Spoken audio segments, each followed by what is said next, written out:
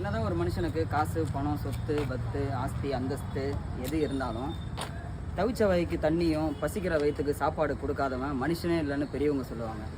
இது எதுக்காக நான் சொல்கிறேன்னா, நம்மளாம் மனுஷங்க.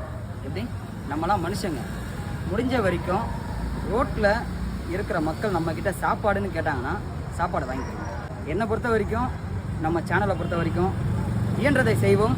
இல்லாதவருக்கு முடிஞ்ச வரை ரோட்டில் இருக்க மக்களுக்கு வயிறார சாப்பாடு